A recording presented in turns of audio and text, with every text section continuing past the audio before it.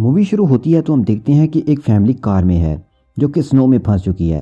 وہ اپنی کار سے باہر نہیں نکل سکتے کیونکہ اب برف کار کے چاروں طرف جم چکی ہے اور کار بھی کھل نہیں رہی۔ وائف پریگننٹ ہے اور کار میں ٹھنڈ کی وجہ سے دونوں ہائپوتھرمیا، فروسٹ بائٹ اور بھوک پیاس سے جلدی مارے جائیں گے۔ اب دونوں کے پاس نہ تو کوئی مدد ہے اور نہ کوئی راستہ کہ وہ اس سچویشن سے کیسے زندہ بچ کر باہر نکلیں۔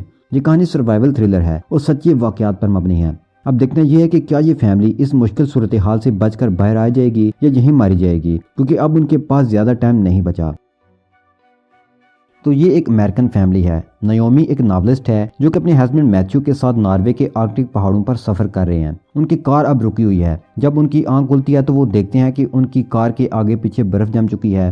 لیکن یہ سب کیسے ہو گیا؟ برف اچانک سے تو آ کر جم نہیں سکتی تھی، تو یہ سب میٹ کی لاپرواہی کی وجہ سے ہوا۔ جب وہ ہوٹل جا رہے تھے تو سنو سٹارم شروع ہو گیا۔ انہیں آگے کچھ بھی نظر نہیں آ رہا تھا۔ یہ کامن سینس کی بات ہے کہ سنو سٹارم رکے گا نہیں اور آگے جا کر مشکل میں پھنس سکتے ہیں۔ وہ واپس بھی نہیں جا سکتے تھے، تو اس نے فیصلہ کیا کہ وہ کار کو سائڈ پر روک کر سٹارم کے رکنے کا ویٹ کرے گا۔ تو کار روکنے کے بعد وہ دونوں باتیں کرنے لگے اور اس کے بعد دونوں میاں بیوی سے غلطی یہ ہوئی کہ دونوں سو گئے۔ اگر وہ گاڑی کو سٹارٹ رکھتے اور موو کرتے رہتے، جو مصیبت آگے ان کا انتظار کر رہی تھی وہ نہ آتی۔ بہرحال اب جب آنکھ کھلتی ہے تو وہ دیکھتے ہیں کہ ان کی کار کے آگے پیچھے برف جم چکی ہے۔ ونڈوز بھی نہیں کھل رہی اور کار بھی سٹارٹ نہیں ہو رہی۔ ونڈوز سے انہیں پتہ نہیں چل رہا تھا کہ ان کی کار کے اوپر برف کتنی موٹی طے جم چکی ہے۔ اور سٹارم رک چکا ہے یا اب بھی کنٹینیو ہے، کیونکہ اگر سٹارم نہیں رکا تو یہ کئی دن تک رہے گا اور ان کی کار برف کی تہ میں دبتی جائے گی، اور جب سٹارم رکے گا تب بھی کوئی اس روڈ پر آئے گا اور ان کی مدد کی کوئی امید ہو سکتی ہے، ورنہ وہ تو ہیلپ لیس ہیں۔ اب ہمیں یہ نہیں پتا کہ یہ کس راستے سے یہاں آئے ہیں اور ان دونوں کی لائف اس انسیڈنٹ سے پہلے کیسی تھی۔ یہاں کار میں نہ تو ریڈیو ہے اور نہ موبائل کے سگنلز، تو آگے مووی میں ہمیں صرف ان کی باتیں اور یہاں سے نکلنے کی سٹرگل دکھائی جائے گی، اور یہ بھی کہ کوئی یہاں سے زندہ بچ کر نکل بھی سکے گا کہ نہیں، کیونکہ نیومی پریگننٹ بھی ہے اور اس کا بیبی کبھی بھی آ سکتا ہے۔ اب ہم دیکھتے ہیں کہ وہ اس سچویشن کو لائٹلی لیتے ہیں کہ روڈ سے کوئی نہ کوئی گزرے گا اور ان کی مدد کے لیے کوئی نہ کوئی آ ہی جائے گا۔ لیکن باہر ہم دیکھتے ہیں کہ سٹارم جاری تھا اور کار بھی برف میں آلموسٹ دب چکی تھی۔ اگر اسی ٹائم وہ سیریس ہو جاتے تو کار کی چھت پھاڑ کر وہ باہر آ سکتے تھے، پر انہوں نے سستی دکھائی اور باتوں میں لگ گئے۔ ان کو اندازہ تھا کہ ہیلپ دیر سے آئے گی، تو ان کے پاس جو کھانا تھا اسے انہوں نے چھوٹے چھوٹے میلز میں بانٹ لیا، جو کہ 12 دن کے لیے کافی تھا۔ ان کے پاس پانی کی 2 باٹلز بھی تھیں۔ میٹ کا پلان یہی تھا کہ کار کے اندر بیٹھ کر ہیلپ کا ویٹ کریں، لیکن نیومی اس کی اس پلان کے ساتھ ایگری نہیں تھی۔ وہ چاہتی تھی کہ مزید ویٹ نہ کریں اور باہر نکل کر مدد ڈھونڈیں۔ میٹ کہتا ہے کہ تم پریگننٹ ہو اور ہم اس سیف شیلٹر کو چھوڑ کر اگر باہر جائیں گے تو طوفان میں پھنس کر ہمیں نقصان پہنچ سکتا ہے۔ سمجھداری والا ڈیسیجن یہی ہے کہ ہم کار میں ہی رکیں، لیکن نیومی اب بھی اس کے فیصلے سے ایگری نہیں کرتی اور یہیں سے دونوں کے درمیان بحث شروع ہو جاتی ہے۔ اب ہم دیکھتے ہیں کہ 3 روز گزر چکے ہیں، طوفان اب بھی نہیں رکا۔ کار میں ان کے پاس کھانا بھی تھا، کینڈلز بھی، بلینکٹس بھی، تو انہیں کوئی پرابلم نہیں ہو رہی تھی، بس انتظار تھا۔ دونوں کار میں بیٹھے رہتے ہیں اور وہیں میٹ نے واش روم کرنے کا جگاڑ بھی لگا لیا تھا۔ میٹ کو اب ایسے فیل ہو رہا تھا کہ ہیلپ لیٹ آئے گی، تو وہ اپنے حصے کا کھانا بھی کم کھا رہا تھا تاکہ وہ نیومی کے لیے بچا سکے۔ ہم دیکھتے ہیں کہ نیومی یہاں کچھ لکھ رہی ہے۔ وہ رائٹر ہے تو شاید وہ اس سچویشن پر بھی کچھ لکھ رہی ہے۔ رائٹر کو کوئی آئیڈیا آئے تو کسی بھی سچویشن میں اس کا پین خود بخود چل پڑتا ہے، اور یہ سچویشن تو کافی اچھی کہانی بنا رہی تھی۔ نیومی بے دھیانی میں پانی پی کر باٹل کا ڈھکن بند نہیں کرتی۔ میٹ کے ہاتھ لگنے سے باٹل گر جاتی ہے، وہ کافی زیادہ پانی ویسٹ ہو جاتا ہے۔ میٹ اس پر غصہ ہوتا ہے اور دونوں کی پھر سے بحث شروع ہو جاتی ہے، لیکن کچھ دیر بعد میٹ اسے منا لیتا ہے۔ پھر انہیں ایسے لگتا ہے کہ کوئی ان کی کار کے پاس آیا ہے اور ادھر کھڑا ہے۔ وہ ہیلپ کے لیے پکارتے ہیں لیکن کوئی جواب نہیں آتا۔ پھر اس کے بھاگنے کی آواز آتی ہے اور وہ دور چلا جاتا ہے۔ وہ اندازہ لگاتے ہیں کہ یہ کوئی اینیمل تھا۔ اب دونوں بہت ہی مایوس ہو جاتے ہیں اور انہیں لگتا ہے کہ کوئی بھی ان کی مدد کو نہیں آئے گا۔ کار میں پھنسے آج ان کا 7واں دن ہے۔ میٹ کینڈل کی مدد سے برف پگھلانے لگتا ہے تاکہ وہ ونڈو کو موو کر سکے، اور اس کے ذہن میں یہ بھی تھا کہ کھانا اور پانی ختم ہونے کی صورت میں وہ آئس کو یوز کریں گے۔ کافی محنت کے بعد وہ ونڈو کو تھوڑا نیچے موو کر پاتا ہے۔ یہ دیکھ کر وہ اور موٹیویٹ ہو جاتا ہے اور وہ کام کنٹینیو رکھتا ہے۔ نیومی کے ہاتھ سے اس کا فون گرتا ہے، اس کی بیٹری باہر نکل آتی ہے۔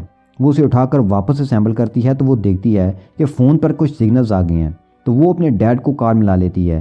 وہ اس سے کچھ نہیں کہتی، بس رونا شروع کر دیتی ہے۔ اس سے پہلے کہ وہ انہیں اس مصیبت کے بارے میں بتا کر ہیلپ مانگتی، اس کے فون کی بیٹری ڈیڈ ہو جاتی ہے۔ اب میٹ کا ریاکشن بہت برا تھا کیونکہ نیومی نے یہ موقع بھی اپنی بیوقوفی کی وجہ سے کھو دیا۔ اگر وہ رونے کا ڈرامہ کیے بغیر کام کی بات کرتی تو اس کے ڈیڈ ہیلپ بھیج دیتے، لیکن یہ موقع بھی ہاتھ سے چلا گیا۔ اب یہاں ان کو پھنسے 9 دن ہو چکے ہیں۔ دونوں باتیں کرنے لگتے ہیں اور کہتے ہیں کہ ہمیں یہاں آنا ہی نہیں چاہیے تھا، اور بھی بہت سے لائف کے ریگریٹس وہ آپس میں کرتے ہیں۔ پھر نیومی کہتی ہے کہ ہمیں ونڈو توڑ کر آئس کو توڑ کر باہر نکلنے کی کوشش کرنی چاہیے۔ میٹ کو یہ آئیڈیا پسند نہیں آتا۔ وہ کہتا ہے کہ ایک دفعہ ونڈو ٹوٹ گئی تو جو ٹمپریچر گاڑی کے اندر تھوڑا کنٹرول میں ہے وہ نہیں رہے گا اور ہم ہائپوتھرمیا اور فروسٹ بائٹ سے مارے جائیں گے۔ اور اس بچے کا کیا قصور؟ میٹ ایگلو ایفیکٹ کو بنائے رکھنا چاہتا تھا۔ ایگلو ایفیکٹ یہ ہے کہ ان کی کار بند تھی اور ان کی باڈی کا ٹمپریچر برف کے نیچے کار میں ہی رک رہا تھا اور باہر بہت کم ٹرانسفر ہو رہا تھا، تو کار میں ٹمپریچر کنٹرول میں تھا جس میں وہ سروائیو کر سکتے تھے۔ یہاں پھر سے ان دونوں میں فائٹ شروع ہو جاتی ہے اور اسی بحث کے دوران نیومی کی سانسیں رکنے لگتی ہیں۔ میٹ سمجھا شاید یہ سردی اور آکسیجن کی کمی کی وجہ سے ہے، لیکن یہ ان پلز کی وجہ سے تھیں جو نیومی کھاتی تھی۔ یہ پلز اس کے بیبی کے لیے نقصان دہ ثابت ہو سکتی تھیں، لیکن میٹ کو بتائے بغیر وہ یہ پلز کھا رہی تھی۔ اب میٹ پھر سے ہائپر ہو جاتا ہے کیونکہ نیومی بیوقوفیاں کرنے سے بالکل باز نہیں آ رہی تھی، جس کی وجہ سے میٹ کو اذیت ہو رہی تھی اور وہ سوائے شاؤٹ کرنے کے کچھ بھی نہیں کر سکتا تھا۔ اب سٹارم رک چکا ہے اور ایک ٹرک روڈ کو کلین کرنے آ چکا ہے۔ اس کی آواز سن کر دونوں ہیلپ کے لیے پکارتے ہیں، لیکن ٹرک کی آواز اتنی زیادہ تھی کہ اسے ان کی موجودگی کا علم نہیں ہوتا اور ٹرک روڈ کلین کر کے واپس چلا جاتا ہے۔ یہاں ہم دیکھتے ہیں کہ میٹ اپنے آپ کو بلیم کرتا ہے۔ اگر وہ نیومی کی بات مان کر ونڈو توڑ کر باہر جاتے تو اب ٹرک کی مدد لے کر وہ بچ جاتے۔ ساتھ میں میٹ یہ بھی بتاتا ہے کہ وہ یہاں ویکینڈ پر نہیں آیا بلکہ اس کی جاب چلی گئی ہے۔ اب نیومی اس پر غصہ ہوتی ہے کہ مجھ سے اتنا کچھ چھپایا۔ دونوں کے بیچ پھر سے بحث ہوتی ہے اور دونوں ایک دوسرے سے الگ ہو کر رشتہ ختم کر کے بیٹھ جاتے ہیں، کیونکہ انہیں لگ رہا تھا کہ وہ دونوں ایک دوسرے سے باتیں چھپا رہے ہیں۔ وہ دونوں ایک دوسرے سے آلریڈی دور ہو چکے ہیں۔ کار میں پھنسے آج انہیں 14 دن ہو چکے ہیں اور ابھی تک کوئی بھی ان کی مدد کو نہیں آیا۔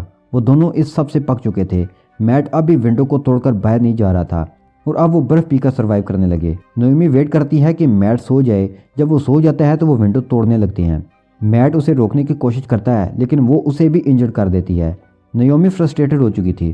وہ 14 دن سے ایک چھوٹی سی ٹھنڈی جگہ میں پھنسی تھی، ساری دنیا سے کٹ کر۔ وہی کار کی سیٹس اور ونڈوز اور باہر سفید برف کی قبر، ایک گھٹن جہاں سے انسان بھاگ کر کہیں جا بھی نہیں سکتا۔ اوپر سے وہ پریگننٹ بھی تھی۔ اس صورتحال میں کوئی بھی پھنس جائے تو وہ اپنی سینس میں نہیں رہ سکتا۔ اسے اب ہیلوسینیشن ہو رہی تھی، اس لیے وہ پینک کر جاتی ہے۔ میٹ کسی طریقہ سے اسے قابو کرتا ہے تو اسے درد فیل ہونے لگتا ہے۔ وہ اسے کور کرتا ہے کہ شاید سردی کی وجہ سے ہے، لیکن اسے لیبر پین سٹارٹ ہو چکا تھا۔